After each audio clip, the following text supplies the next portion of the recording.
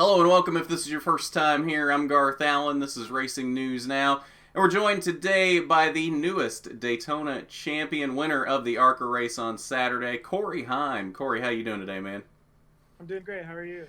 Good. So, how's that feel, having Daytona champion in front of your name now? Yeah, I mean it's definitely surreal. I couldn't imagine that we would have got it done in our first try. I know Venturini's got like a long history of success at Daytona, but to really put it in perspective, that we had a chance at winning was really difficult for me, just because I grew up watching my idols at Daytona win the Daytona 500 or the Xfinity race.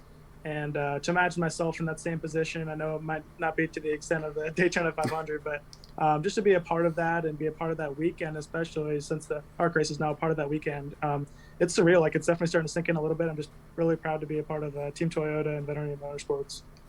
So you had a little bit of a hole to dig out of there in the beginning of the race, starting ninth. You had a little bit of a field to work through there in the beginning of the race. Didn't lead until I think it was 38 to go. So talk us through the challenges of getting there, just to the lead in general. Yeah, I mean, not having any prior experience was definitely difficult, just because I really had to rely on my spotter and my crew chief to tell me everything I needed to do. And I've had plenty of experience with that before, just because, I've been to a lot of new places in the last 2 years, experienced a lot of new things. So it's nothing new that I have to rely on my spotter and crew chief to tell me a lot of what to do. But to go to a plate racetrack where it's really, really important to have a lot of experience there, just to, maneuver the air and everything, and, every other thing you need to do to be able to get up front, was a lot of pressure, I feel like, especially because I mentioned, Venturini's very good at those plate tracks, and all my teammates qualified, I think, inside the top five or right outside of it, and then we were ninth, which isn't terrible, if you consider the whole field, but I did feel like we were a little bit behind the eight ball to start. But I really knew my car had a lot of potential, and I knew we have a really good team behind us. So luckily we were there at the end.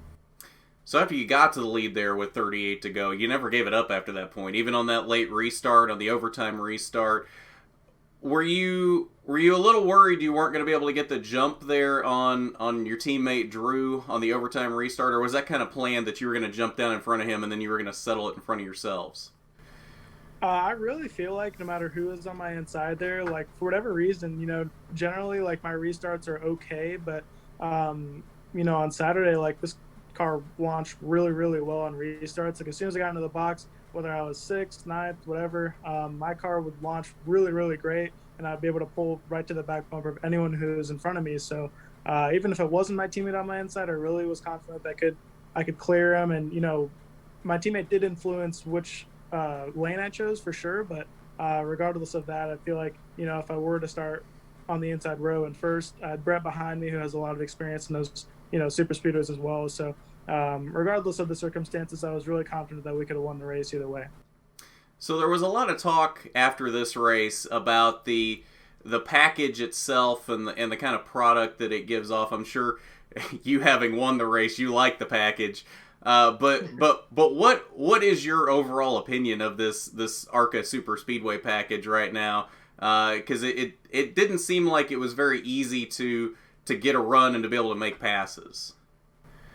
Yeah, I know there's a lot of criticism behind the package, but what I don't think people realize is a lot of people are coming into super speedway races racing for the first time. So I don't think they really want you to be able to push very easy, because, like, that's pretty dangerous if you don't have any idea what you're doing. And luckily there are a lot of smart people within the ARCA organization that'll kind of guide you through that and tell you what to do. But like I said, it's a lot of people's first time, and to give them the opportunity to pull right back to someone's bumper at nearly 190 miles an hour is a little bit extreme, I think, and that's why ARCA has that package and hasn't really changed it. And like you said, I did end up winning the race, so I don't mind it. But yeah, it's really based on track position. A lot of it relies on the crew chief, and a lot of it relies on the spotter to tell you in a side draft, and just really put yourself in a position to succeed. And it's a lot on the spotter and the crew chief. Obviously, you have to still drive the race car, but I think a lot of it relies on the spotter more than if you were to race a truck race, Xfinity or Cup. Just for the pure reason that these drivers aren't quite as experienced as those other drivers. So that was quite the way to get your championship bid off the ground, starting off the season with a win. You got about a month break now to Phoenix. Give us a preview of what you expect out of that one.